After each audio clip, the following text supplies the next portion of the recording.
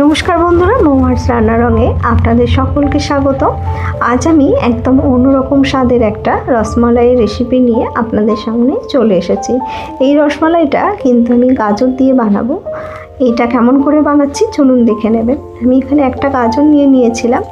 গাজরটা আমি এই অরেঞ্জ কালারের নিয়েছি, যার জন্য আমার রসমালাইটা কিন্তু অরেঞ্জ কালারেই হবে। আপনারা চাইলে এখন বাজারে যেটা লাল রঙের গাজর এসছে সেটা দিয়েও বানাতে পারেন। গাজরটা প্রথমে একটুখানি আমি খোলাটা ছাড়িয়ে নিলাম, নিয়ে এটাকে একটা ছুরির সাহায্যে আমি ছোট ছোট টুকরো করে নিচ্ছি। টুকরো করে নিয়ে এটাকে ভালো করে আমি ধুয়ে নিয়েছিলাম। ধোয়া হয়ে গিয়ে এটা টুকরোগুলো হলে এটা একটা মিক্সিং জারের মধ্যে আমি দিয়ে দেবো। মিক্সিং জারের মধ্যে দিয়ে এর মধ্যে দিয়ে দেবো আমি হাফ কাপ দুধটা দেওয়া হয়ে গেলে এর মধ্যে আমি দিয়ে দেবো একটা এলাচ, দিয়ে এটাকে একদম খুব ভালো করে একটা মিহি পেস্ট তৈরি করে নিতে হবে। আমি এখানে কোনো চিনি ব্যবহার করলাম না। দেখুন এটা একদম সুন্দর একটা মিহি পেস্ট তৈরি হয়ে গেছে। পেস্টটা আমি এবার রাখবো, রেখে আমি একটা কড়া বসিয়ে দেবো গ্যাসের মধ্যে। কড়াটার মধ্যে আমি দিয়ে দেবো 1 চামচ ঘি। ঘিটা যখন একটু গরম হয়ে যাবে তখন আমি এর মধ্যে যে গাজরের পেস্টটা বানিয়েছিলাম সেটা আমি এর মধ্যে দিয়ে দেবো। তবে পুরো পেস্টটা কিন্তু আমি এখানে দেবো না, যে পেস্টটা হয়েছিল তা থেকে 1 চামচ আমি তুলে রেখে দেবো, যেটা আমার মালাই বানানোর সময় কাজে লাগবে। বাকি সব গাজরের পেস্টটা আমি কড়াই দিয়ে দিলাম, দিয়ে একটু ভালো করে নাড়াচাড়া করে নেব। নাড়াচাড়া করতে করতে এর মধ্যে আমি দিয়ে দিলাম 1 চামচ পাউডার মিল্ক। আমি এখানে আর কোনো চিনির ব্যবহার করব না। 1 চামচ পাউডার মিল্ক দিলাম, আর দেবো এখানে আমি কনডেন্স মিল্ক 1 চামচ দিয়ে এটাকে একটু ভালো করে মিশিয়ে নেব। মিশিয়ে নিয়ে এর মধ্যে অ্যাড করে দেবো 2.5 চামচের মতন সুজি। একটা গাজর নিয়েছিলাম, তার সঙ্গে আমি এখানে সুজি নিলাম 2.5 চামচ।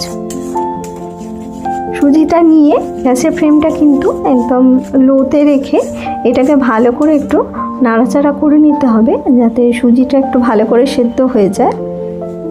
এখানে আমি দিয়ে দিচ্ছি 2.5 চামচ সুজি। এবার এটাকে ভালো করে আমি নাড়াচাড়া করে নেব। এই সময় যদি একটু বেশি শুকনো মনে হয় তাহলে এতে অল্প করে একটু দুধের ব্যবহার করতে পারেন।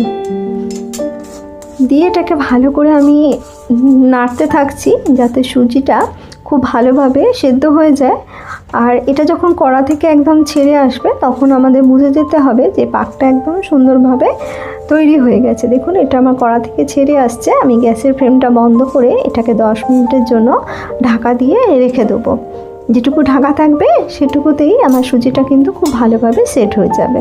এটা আমি ঢাকা দিয়ে রেখে দিয়েছি। অন্যদিকে আমি গ্যাসের মধ্যে বসিয়ে দিয়েছিলাম একটা পাত্র, তাতে আমি দিয়ে দিয়েছিলাম 1/2 লিটার দুধটা আমি 10 মিনিট খুব ভালো করে একটু ফুটিয়ে নিচ্ছি, কারণ এটা দিয়ে আমাকে মালাই তৈরি করে নিতে হবে। এর মধ্যে আমি দিয়ে দিলাম যে গাজরের পেস্টটা আমি 1 চামচ তুলে রেখেছিলাম, সেটা আমি এর মধ্যে দিয়ে দিলাম। এই পেস্টটা দিলে কিন্তু টেস্টটা আরও বেশি ভালো হয় আর কালারটাও খুব সুন্দর হয়। এটা যতক্ষণ একটু ফুটুক ততক্ষণে আমি যে সুজির ডোটা বানিয়েছিলাম সেটা একটু হাতের সাহায্যে ভালো করে মেখে নেব, যাতে একটা মসৃণ ডো তৈরি হয়ে যায়। ডোটা যখন একটু ভালো করে মাখা হয়ে যাবে তখন এ থেকে আমি ছোট ছোট বলের আকারে কেটে নেব। সবগুলো আমি একই সাইজের একটু করার চেষ্টা করছি, তাহলে দেখতেও ভালো হয়। দেখুন এইভাবে ছোট ছোট বলের আকারে আমি এগুলোকে গড়ে নিচ্ছি। এগুলো যখন সব কাটা হয়ে যাবে লেচিগুলো, তখন এগুলোকে আমি হাতের সাহায্যে একদম গোল করে নেব। এটা খুব সহজেই গোল হয়ে যায়, একদম মসৃণ একটা গোল তৈরি হচ্ছে। দেখুন এটা করার সময় আপনারা হাতে একটুখানি ঘিও লাগিয়ে নিতে পারেন। এগুলো আমার সব তৈরি হয়ে গেছে। এবার এগুলোকে কিন্তু একটু স্টিম করে নিতে হবে। তাই জন্য আমি একটা স্টিমারের এই ছোট পাত্র নিয়েছি, মোমো তৈরির যে স্টিমার হয়। আপনারা চাইলে এমনি বড় স্টিমারও দিতে পারেন। এবার এগুলোকে এই সুজির বলগুলোকে আমি এর মধ্যে দিয়ে দিচ্ছি, দিয়ে গ্যাসে একটু কড়ার মধ্যে জল বসিয়ে দেবো, দিয়ে এই স্টিমারটা বসিয়ে দিয়ে ঢাকা দিয়ে আমি এটাকে 10 মিনিট হতে দেবো। এটা যতক্ষণে আমার 10 মিনিট হচ্ছে ততক্ষণে আমি মালাইটা পুরো রেডি করে নিই। দুধটা আমার 10 মিনিট ফোটানো হয়েই গিয়েছিল, খুব সুন্দর একটা কালার চলে এসছে। এবার আমি এতে দিয়ে দেবো কনডেন্স মিল্ক। প্রথমে আমি এখানে 2 চামচ কনডেন্স মিল্ক ব্যবহার করলাম। কনডেন্স মিল্ক নিয়ে একটু নাড়াচাড়া করে নিতে হবে যাতে নিচে লেগে না যায়। আর এর মধ্যে আমি দিয়ে দেবো 2 চামচ পাউডার মিল্ক। পাউডার মিল্কটা দিয়েও ভালো করে একটু মিশিয়ে নেব। সব কিছু মেশানো হয়ে গেলে এতে আমি দিয়ে দেবো 2 চামচের মতন চিনি। তবে মিষ্টিটা আপনাদের ওপর ডিপেন্ড করছে। যদি মনে হয় যে আপনারা আরেকটু বেশি মিষ্টি খেতে পছন্দ করেন তাহলে কনডেন্স মিল্কের পরিমাণ আরেকটু বাড়িয়ে দিতে পারেন। এটাকে আরও 5 মিনিট আমি একটু ফুটিয়ে নিচ্ছি। এটা খুব সুন্দর গাঢ় হয়ে গেছে। আমার মালাইটা কিন্তু একদমই রেডি হয়ে এসছে। এর কালারও খুব সুন্দর চলে এসছে।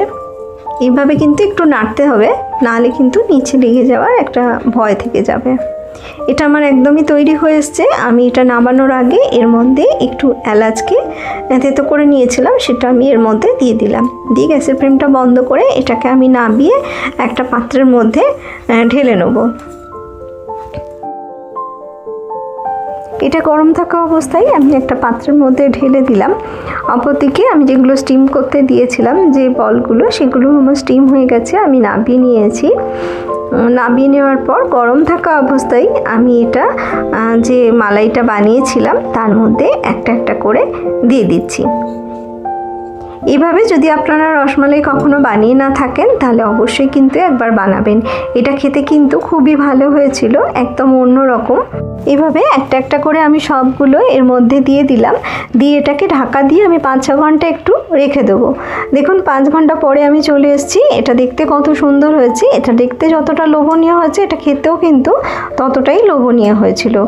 আমি ওপর থেকে একটু আলমন্ড আর পেস্তা কুচি ছড়িয়ে দিলাম। দিয়ে এটাকে আমি সার্ভ করে দেবো।